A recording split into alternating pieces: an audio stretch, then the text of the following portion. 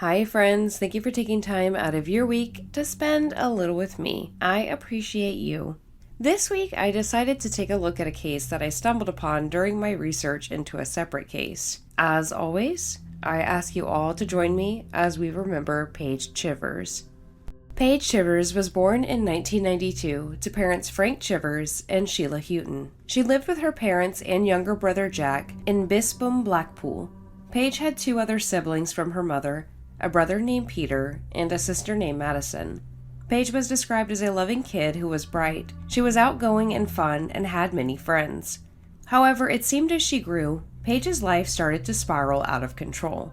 Her home life was described as dysfunctional. Her father Frank was allegedly abusive towards his children, especially Paige. Frank struggled with alcoholism, and according to those close to the family, it only exacerbated the existing issues. In 2005, Paige was expelled from Montgomery High School. The turmoil in the home only grew from there. For 2 years, Paige drifted aimlessly, doing whatever she wanted, since she had no obligations. Then, during February of 2007, her mother Sheila passed away at the age of 48. Her cause of death was revealed as a heart attack. Sheila's death impacted her children greatly, but Paige seemed to take it the hardest. She passed the time by drinking alcohol excessively, experimenting with drug use, and being sexually promiscuous. Frank offered little support to the children during their period of grief. He was rarely at home since he started a new relationship shortly after Sheila's passing. During this period, Paige started to spend more time with a girl named Tiffany Bell, who was the ex-girlfriend of her half-brother Peter. Tiffany was known to hang around older men, specifically a man named Robert Ewing. Robert, who was 52 at the time, preyed upon the young girls in the area by offering his home in Blackpool as a space for underage debauchery. He allowed teens to show up at all hours of the night to party, even allowing them to stay over for days at a time. And Paige was no different. According to reports, Paige spent time at Robert's home alongside her friend, where they drank frequently. By summer, Paige decided to try to refocus her life. In May, she contacted a council-run support center in Blackpool for teens aged 13 to 19 years old. Little is known about her meeting with the social services, but she had a follow-up appointment in August, an appointment she would never make. On August 23, 2007, Paige and her father got into an argument over missing money. Paige stole money from his wallet days prior. Frank, who was at work at the time, called his son Jack and expressed his anger, stating, "I'll kill her when I get home." Paige did not want to wait around for punishment. Instead, she packed 2 bags and left the home without a word. When Frank arrived, he asked Jack where Paige was, to which Jack replied he had no clue. Since it wasn't unusual for Paige to disappear like this, her father left it alone and waited for her to return. However, after 3 days passed, and there was no word from Paige, he decided it was time to report her as a missing person. When Frank reported Paige's disappearance, the police operator who took the report recorded her date of birth incorrectly. Instead of notating 1992 to indicate a child was missing, they entered 1962, which aged Paige to 45 years old. Her case wasn't escalated as it should have been due to this error. Police lost vital time in the investigation since investigators thought Paige was an adult woman who left the house of her own accord. The error was not corrected until September 7th, nearly 16 days after she initially left her father's home. Once police accepted the error on their part, Paige's case was approached aggressively. Alongside police, family, and news stations broadcast appealing to the public for help regarding Paige's whereabouts. They described Paige as being 5'5" with brown hair and a Playboy tattoo on the back of her neck. The public was asked to keep their eyes open. A reward of £12,000 was offered, but nothing came of these efforts. After family interviews led the investigation nowhere, police turned to her friends, including Tiffany. From these interviews, they learned Paige was last seen at the bus stop in Bispham with an older male. She was carrying 2 suitcases, one purple and one blue. Paige boarded the number 11 bus with plans to attend her meeting at social services, but she never arrived. Digging into the male acquaintance, they asked her friends if Paige kept a male suitor, and only one person came to the mind of Tiffany Bell, Robert Ewing. Tiffany claimed she last saw Paige on August 24, 2007, at Robert's apartment around tea time, and she hadn't seen her since. Robert was interviewed in September, where police learned quite a bit about his past. Robert, who described himself as a neo-Nazi, was no stranger to crimes against children. In 1995, Robert was convicted of gross indecency with a 13-year-old girl. He received a 12-month jail sentence for the crime. When asked about Paige, Robert claimed the last time he saw Paige was earlier in the month when she turned up at his house looking for help. According to police records, an anonymous caller, later identified as Robert, called the police 2 weeks before Paige disappeared to report a problem child showing up at his house. He emphasized this problem child was permanently excluded from school and claimed she drank and smoked. He claimed, "You name it, she does it." According to Robert, the child, presumably Paige, was thrown out by her father and he wasn't sure how to handle the situation. He claimed he let her in before sending her home, but was concerned he left her in limbo and didn't know what to do next. The operator advised him to contact social services, which he never did. A neighbor was interviewed as well and informed investigators that at the time of Paige's disappearance, Robert told her he was helping a young girl who was being abused at home. They were working on a plan to help her disappear so she couldn't be found by her family. Since Robert's apartment was the last confirmed sighting of Paige, a search was conducted. Robert's apartment was searched where police found 3 spots of blood in the hallway on a skirting board. Samples of the blood were taken for testing. They noticed a section of the flooring was removed. The blood was tested and it was a match for Paige's DNA. Due to this, Robert was arrested in 2008. While in custody, Robert was asked about the blood in his apartment and the replaced flooring.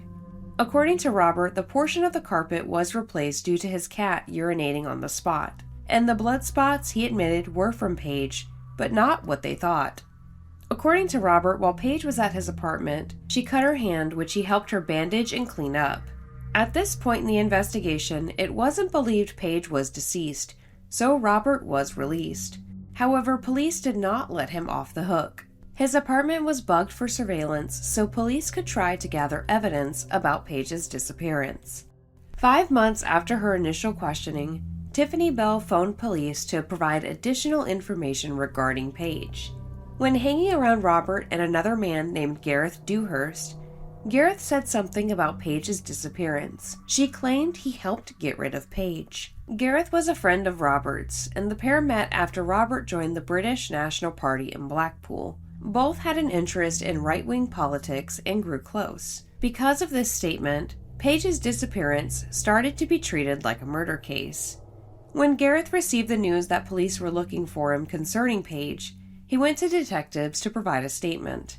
Gareth explained he knew of Paige, but he didn't know her well. He'd met her maybe 3 or 4 times at Robert's house, but denied having anything to do with her disappearance, and had no idea what happened to her.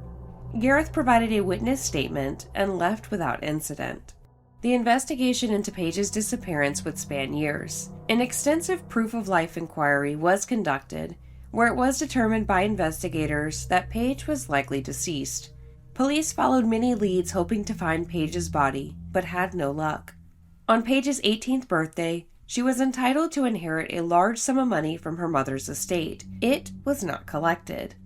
Based on the length of time and lack of proof, her case was switched from a disappearance to a murder.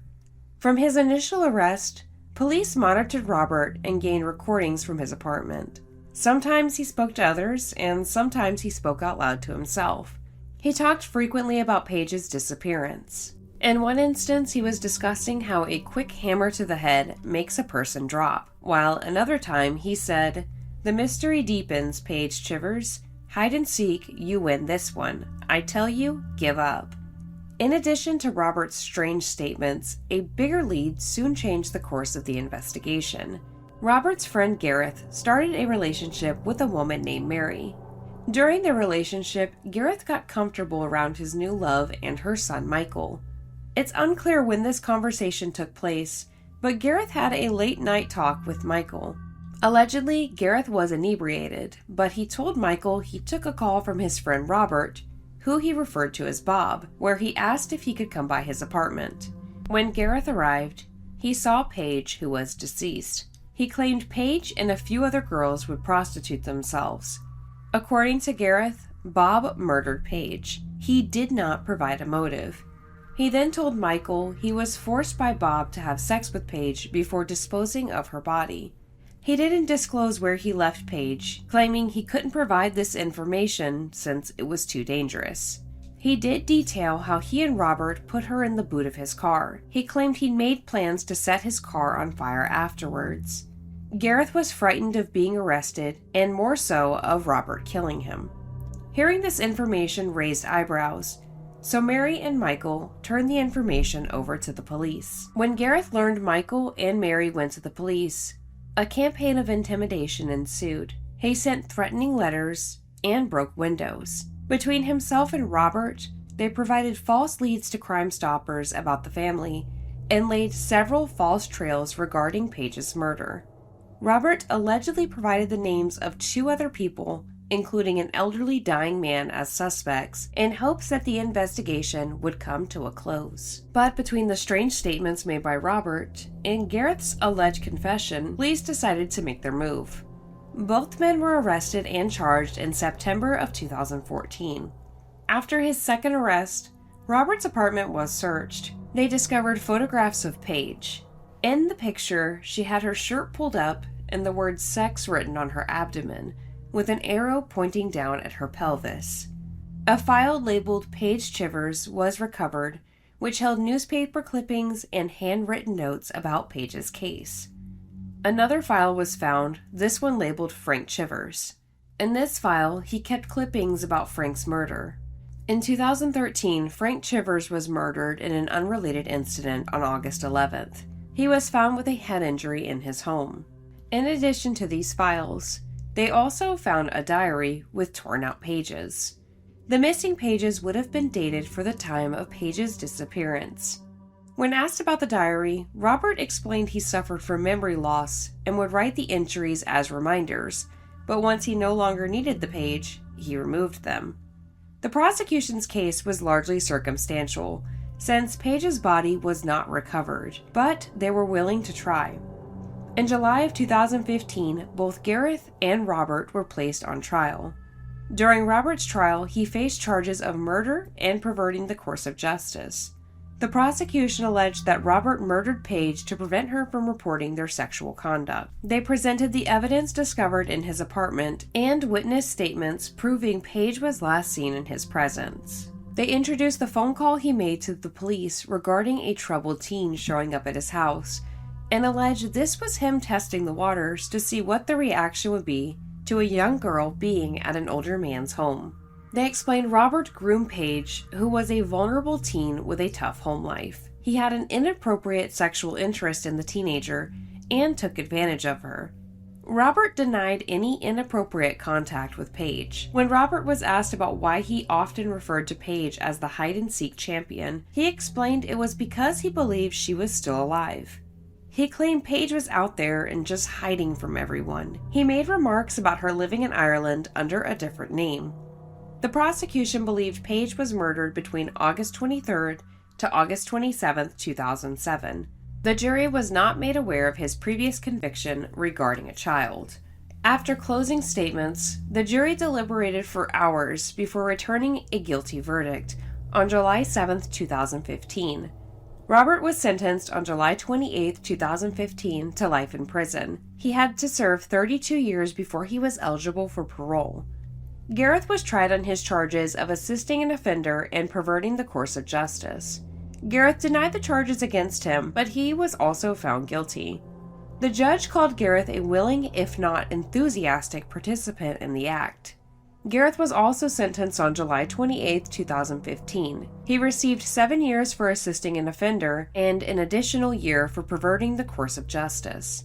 Her sister Madison provided a victim impact statement in which she stated, "Every day is a reminder that Paige is no longer with us, to open her cards and to celebrate with her. I thought Paige would go on to study hair and she would have been a brilliant mom." Not a day goes by that we don't think about her. It should have not happened to my bonny, outgoing sister. We all have big holes in our hearts that can no longer be replaced. Neither defendant showed remorse for their actions. In 2018, Robert was charged for a separate crime involving a boy and a girl aged 6 and 9. In the early 1990s, both children endured 3 years of cruelty from Robert. For his crimes against these children, he was found guilty and sentenced to an additional 15 years, which he was to serve concurrently with his life sentence. Robert died in prison at the age of 68 on November 4, 2022. He was found unresponsive in his cell at Long Lartin Prison.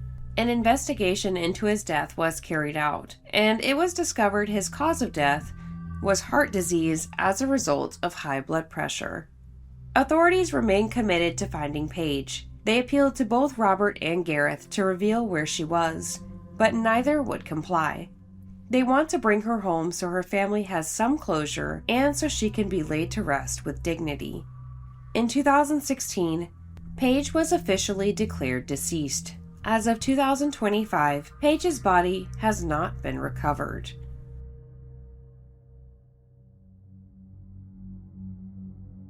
Hi friends, if you made it this far, thank you so much for watching. As always, I'd like to hear your thoughts on this case, so leave them below and we can chat about it. If you found this to be informative, please consider giving the video a thumbs up to let YouTube know you want more from me. And lastly, if you're not subscribed yet, we would love to have you under the ash tree. I hope everyone is doing well and staying warm out there. And I do apologize if my voice sounds a little off. I'm at the tail end of a cold, but we're here, so that's all that matters. I hope you all have a great week ahead of you, because you deserve it. Thank you so much for being here. I appreciate each and every one of you. But for now, we must part ways. So stay safe out there, and I will see you all in the next one. Bye, friends.